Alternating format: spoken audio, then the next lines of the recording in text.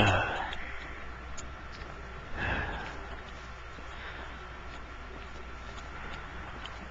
what's this?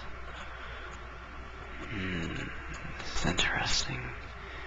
If I'm translating this right, it says something about Augustus. It's rather obscure. I need to take a closer look.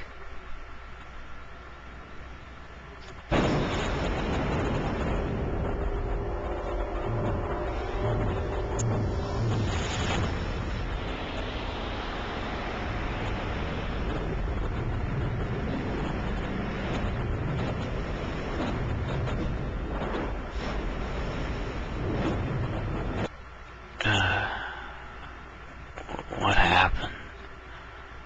Let's see, there we go. I must have passed out or something. Strange, I've never passed out like that before. I need to get some air. This isn't right. This isn't where I came in. Except the tablet, it mentioned something about Augustus. If I'm right, this is Rome. In the time of Augustus. Wow, this is amazing. I need to pause for a second. Let's see. Rome. See, Rome, it began as a collection of villages really along, see the map, along these 7 hills and the river. It was really just a small village, but it developed a thriving city, especially by Augustus's time. He was the first emperor.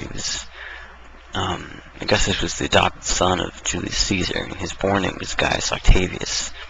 He became the emperor after defeating Antony and Cleopatra, and this was after his father's death, his adopted father. And then the Senate named him Augustus in 27 BC, which means the exalted. And if I'm right, this is his forum. I mean, the forum is essentially a place. It was two paved city blocks, I believe. And the buildings around it, they were either white limestone or brick covered in marble, I believe. And these buildings all around here were Senate offices, courts, those kind of things. If I'm right, that temple back there was the Temple of Mars.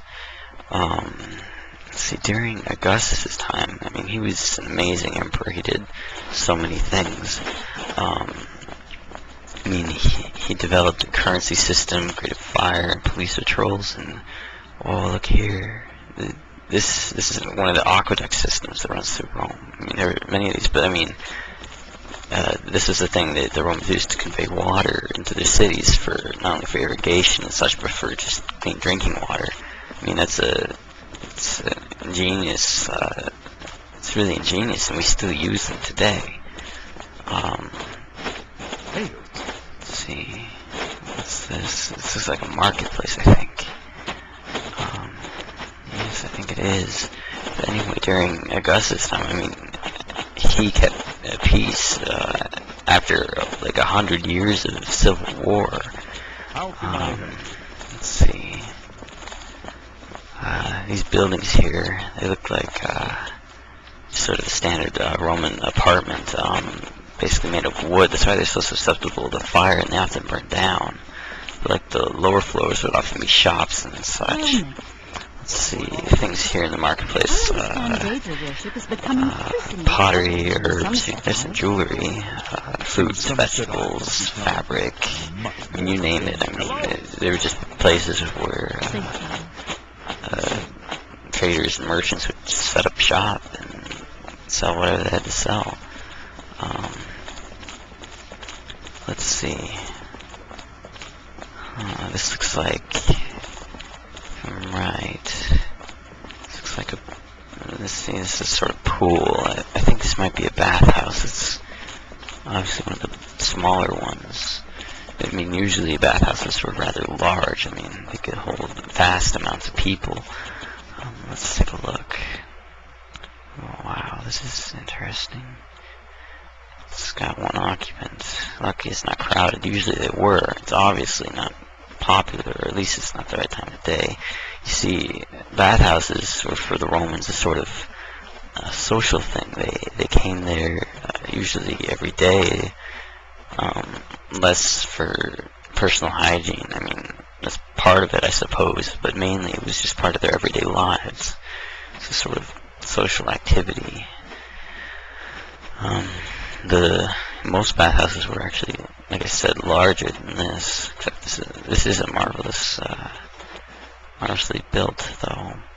I mean, they could. I mean, and a lot of them were outdoors, kind of like this pool, except for they were very, very big. Let's see. If you've noticed, the Romans around here have mainly been wearing tunics. I haven't seen instances of a toga. Let's see, a toga is here. See, it's a sort of drape. They wrap it around themselves, and it's sort of it was a customary thing for Roman men to wear. As we get later on in Roman time, the toga becomes more of a ceremonial and that kind of thing, because it was sort of obviously kind of heavy and such. And let's see, this layout here is like a Roman house, apartment building. See, the outer parts are like shops, and inward would be the homes, and above it on like upper floors would also be homes. I mean, the apartment buildings could have anywhere from 3 to 5 stories. And mostly as you get upward, they'd be more made of wood and even more susceptible to fire. Anyway, don't get me wrong, Rome is quite marvelous. I see there that wooden structure up there. That's an example of one of those buildings that would be easily caught on fire. But let's see, I'm feeling inclined to leave and come back some other time. See, I think this is where I came from. Well, I hope it is. Where's that torch of mine? I'll have to come back. No one's gonna believe me about this. Maybe it's better they didn't know. Well, we'll see. Okay, well, until next time, here goes nothing.